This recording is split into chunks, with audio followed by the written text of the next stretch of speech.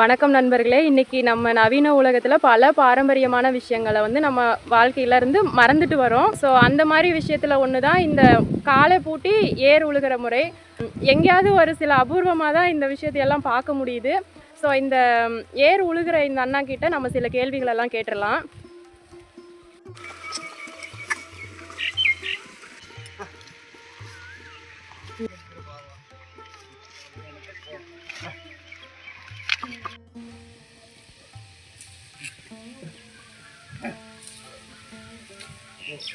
ஆடுகளை நீங்கள் எவ்வளோ நாளாக பராமரிக்கிறீங்க? ஒரு 6 மாதம் ஆகுது வாங்கி.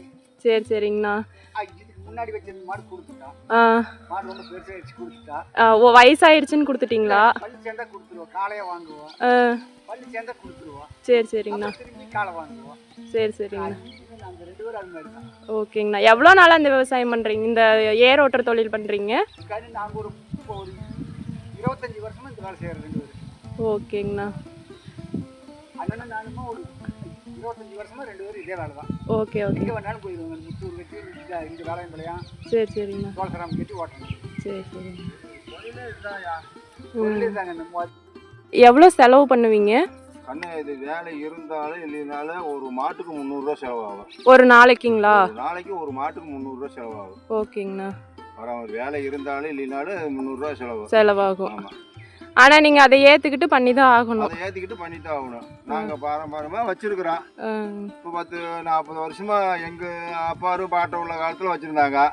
அப்படி அப்படியே தொண்டு வச்சு இப்போ நம்ம காலத்தோட வரைக்கும் வந்துக்கிட்டு இருக்குதுன்னு பார்த்துக்க இப்படியா. ஓகேங்கண்ணா. இப்போ இளைய தலைமுறைக்கு நீங்கள் என்ன சொல்ல விரும்புறீங்க? உங்களுக்கு அப்புறம் இந்த ஏர் ஓட்டுறது பாரம்பரியமாக இருக்குன்னு நினைக்கிறீங்களா? பாரம்பரியமா இருக்கணும்னு நாங்கள் ஆசைப்படுறோம். ஆனால் அந்த பாரம்பரியத்துக்கு ஓட்டுறதுக்கு ஆள் இல்லையே. ஆள் இல்லை. இருந்தா நல்லது. இப்ப உள்ள டிராக்டர் உழவு ஓட்டுறதுக்கும் மாட்டு ஏருக்கும் நீங்க என்ன வித்தியாசம் பாக்குறீங்க? கணேஷ், இது மாடு உள்ள மெதிச்சாவே அது வேற கணக்கு. மாடு அந்த குழம்பு சத்துல ஒரு இது சொல்லுவாங்க, அந்த பயிர் வெறிச்சாவே நல்லா இருக்கு. அதே சமயத்தில் இது கலப்பை, அது மேலால ஓட்டிக்கிட்டு ஓடி போயிடும். இது கலப்பை இவ்வளவு தூரம் ஆழமா உள்ள ஃபுல்லா போறதுனால பொறுத்து போகும்போது நல்லா புழுதி நல்லா இருக்கு. தண்ணி விட்டா தண்ணி உடனே குடிக்க வெள்ளம் பயிர் முளைக்கிறதா இருக்கிறதா நல்லா முளைக்கும் பாத்தீங்களா. ஓகேங்கண்ணா. ஓகேங்கண்ணா. முழுக்க வேலை செய்யறதுக்கு உங்களுக்கு எவ்வளவு உடல் உழைப்பு தேவைப்படுது? எத்தனை மணில இருந்து நீங்க இந்த வேலையை ஸ்டார்ட் பண்ணுவீங்க? காலையில காத்தால ஒரு 5:30 கூட்டிடுவோங்க. சரிங்கண்ணா. ஒரு 11 மணி தண்ணி ஓட்டுவோம். எங்களுக்கு ஏக்கரா கணக்கு கரும்பு கட்டுது. இந்த மாதிரி உடல் உழைப்பு கொடுக்கும்போது உங்களுக்கு அசதின்னு ஏதாவது அந்த மாதிரி நீங்க கைங்கெல்லாம் வலிக்குது, முழங்கெல்லாம் வலிக்குது, இடுப்பு வலிக்குது. இருந்தாலும் நீங்க இந்த வேலையை இந்த பாரம்பரியமா விடாம செஞ்சுக்கிட்டு தான் இருக்கீங்க. முழங்கெல்லாம் வலிக்கு, இடுப்பெல்லாம் வலிக்கு, தோள்பட்டை வலிக்கு. இந்த கலப்பை தூக்கி போடுறதுனால கஷ்டங்கண்ணே. கொஞ்சம் மாட்டுக்கு காலுக்கு போயிருக்காளப்பா.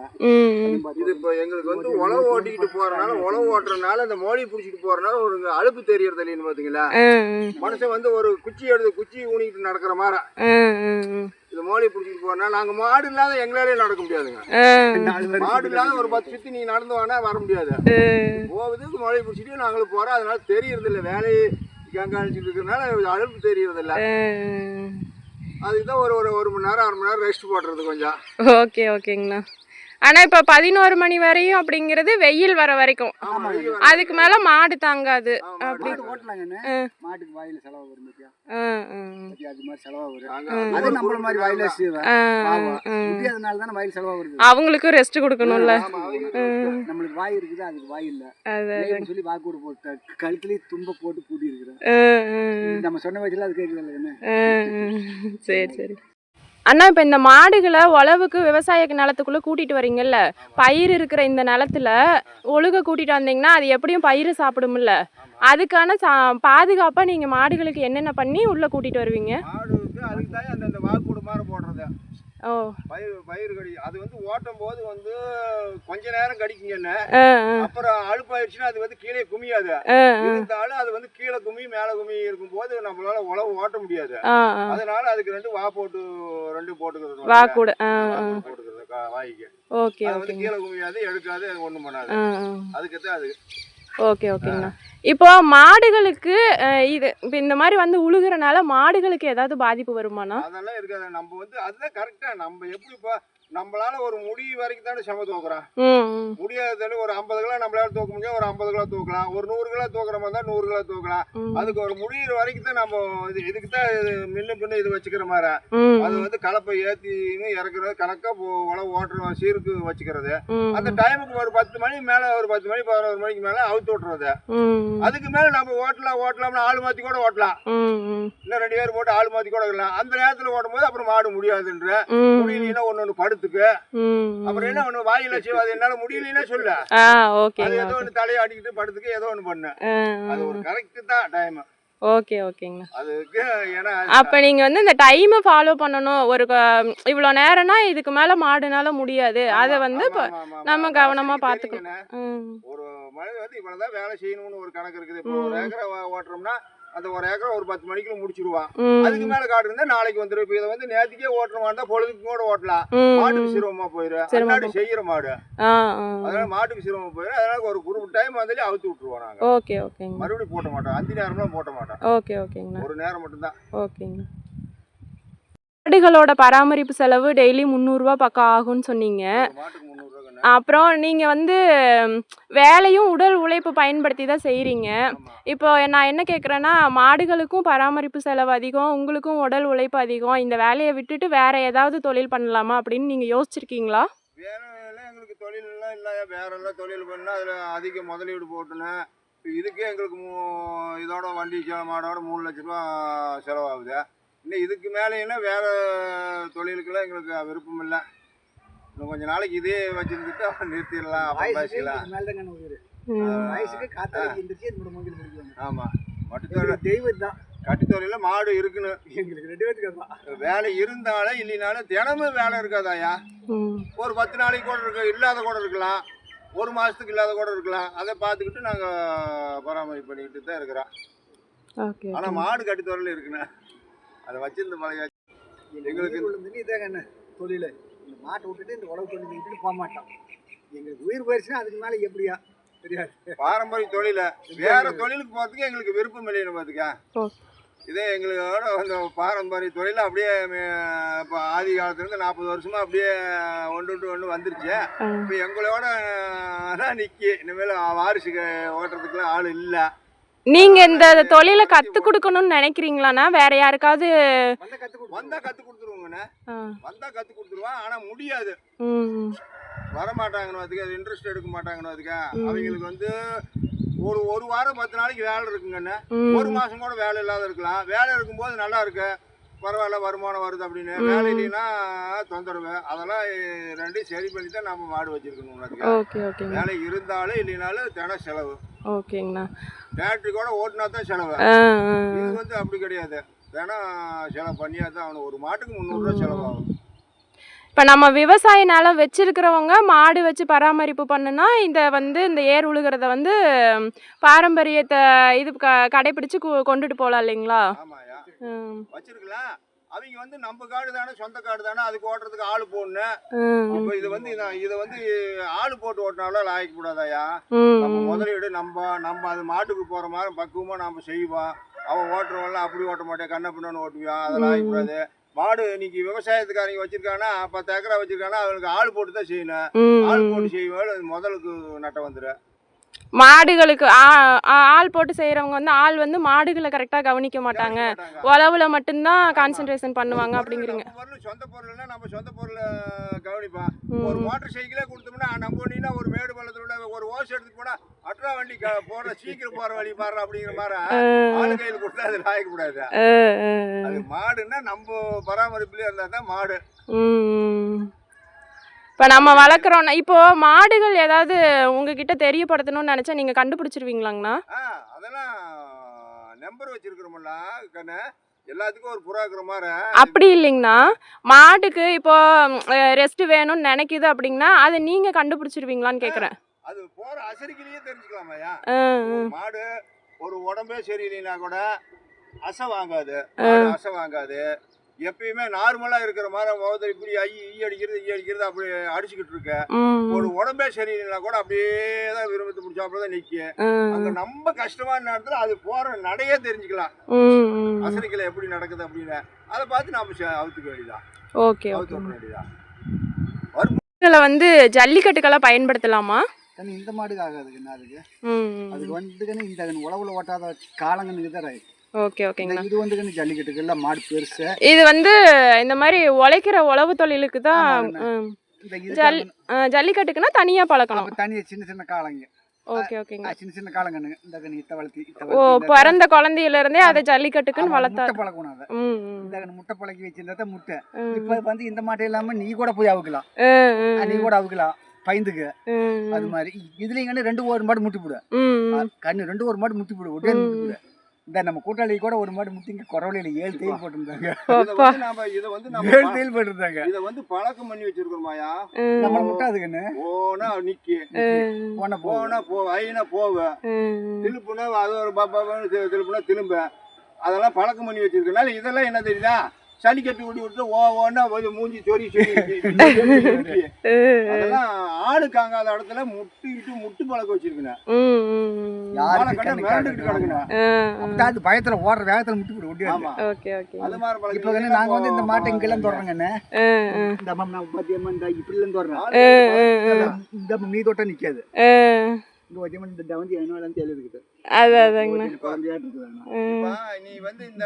வேற எல்லாம் தொட்ட கொஞ்ச நேரம் ஆயிடுச்சு நின்னுக்குச்சு. அது பாட்டுக்கு மாடு வருது. வாக்கியமேட்டுல இருந்து வரும்போது பாத்தீங்கன்னா இது அப்படியே தலையை தூக்கி புதால் வர்றாங்களே. டிராக்டர் வச்சு உழவு ஓட்டி டீசல் வாங்கி ஊத்தி செலவு பண்ண முடியாது அப்படின்னு இந்த மாதிரி இப்போ பாரம்பரியமான உழவு மாடுகளை வச்சு உழவுறதுக்கு விவசாயிகள் வந்து முன் வந்திருக்காங்கன்னு நினைக்கிறீங்களா, இல்ல எப்பவும் போல அப்படியே தான் இருக்கா? எப்பவும் போல அப்படியே தாங்க இன்னைக்கு இருக்குது. இது வந்து இருக்கிறதுக்கு மாடுல குறையுதுங்க. இப்போ இல்ல மாடுல குறையுது. Okay okay. டக்குதான் நிறைய வருது. ஆனா என்னதான் டீசல் விலை ஏறினாலும் மக்கள் வந்து டிராக்டர் நோக்கி தான் போறாங்கன்னு சொல்றீங்க. இந்த புண்ணு எப்படி ஆச்சுங்கண்ணா?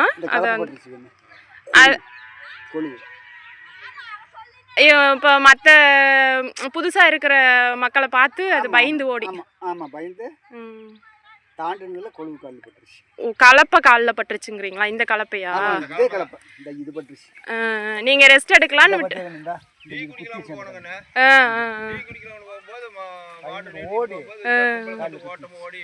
எவ்வளவு தூரங்கண்ணா இந்த மாதிரி கலப்பை இழுத்துட்டு ஓடிச்சு? ஓ, ஒரு வயலுக்கு அப்படியே ஓடிடுச்சு. ஓ சரி சரிங்க. ஆனா மாடு பாவம் இல்லைங்களா? இந்த புண்ணு எவ்வளோ நாள் இல்லைங்கண்ணா சரியாகும்? அதில் 10 நாள் ஆகுங்க. மாத்திரை போட்டுருக்கேன், வலி மாத்திரை. அந்த புண்ணு இதாகாது. அதுக்கு தான் மாத்திரை போட்டு. ஓகே ஓகேங்கண்ணா. எங்களுக்கு வந்து தெய்வம் தான். ஒரு அடிக்க மாட்டேங்க. இந்த மாடு என்ன சேட்டை பண்ணு குழந்தை மாதிரி பாத்துக்கிறீங்கன்னு சொல்றீங்க. சேட்டை பண்ணா கூட நீ தான் கொடுக்கும் போய்.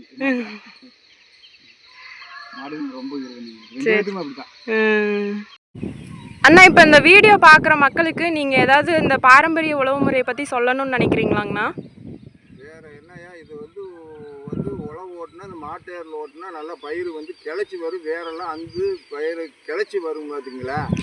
வேற அந்த பயிர் காஞ்சு போகாதாங்கண்ணா?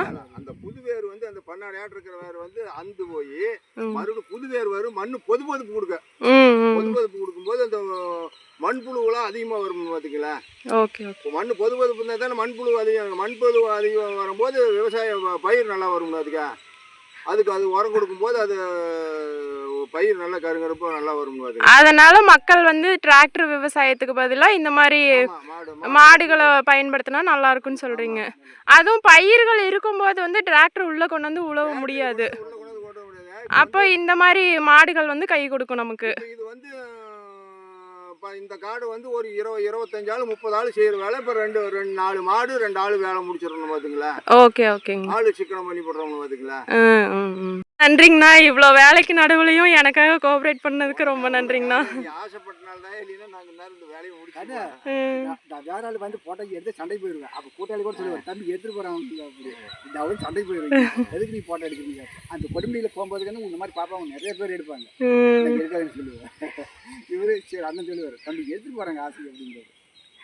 ஏன்னா இந்த மாதிரி விஷயங்களெல்லாம் ஃபோட்டோ எடுத்து மக்களுக்கு காமிக்கும் போது தாங்கண்ணா இந்த பாரம்பரியம் அழியாமல் கொஞ்சம் காப்பாற்ற முடியுங்கண்ணா. ஏன்னா நமக்கு தெரியாமையே போயிருன்னு வச்சுக்கோங்களேன். நம்ம இந்த மாதிரி விஷயங்களை எடுத்து போடும்போது தான் மக்கள் பார்த்தாங்கன்னா சரி இது அழியாமல் காப்பாற்றுறதுக்கும் கொஞ்சம் இது போட்டுக்கலாங்கண்ணா. ஓகேங்கண்ணா.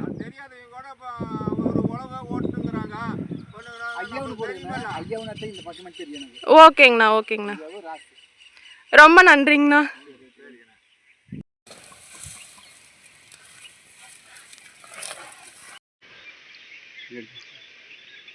இது எப்படிங்கண்ணா நம்ம அழுத்தி பிடிக்கணுமா?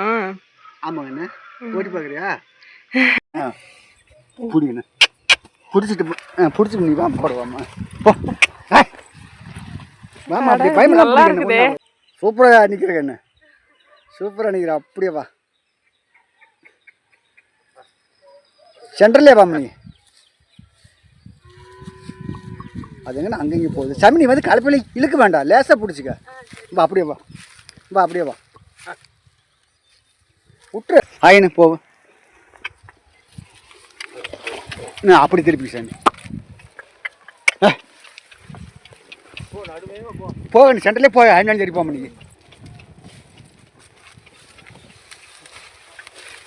கண்ணு கண்ணு கால் போடு போடு கண்ணு. நீ தூக்கி பயப்படாத, புடிமா. நீ வாங்க பிடிக்கணும், பயப்படாதப்பா. புடி, நீ பிடிப்ப. நீ ஏன் பயப்பட? பிடிக்கணும் ஒன்றா பிடி. போம்மா அப்படியே போ, நேராக போ. அப்படியே போ, அப்படியே போக, நேராக போ. அப்படியே அப்படியே போகணும், ஒன்றும் தப்பு இல்லை. போ.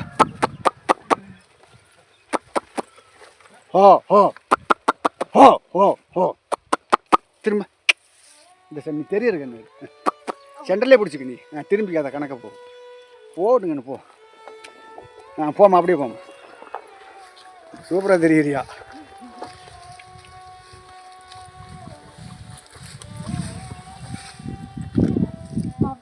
பாருங்க மூச்சு வாங்குதுங்கண்ணா.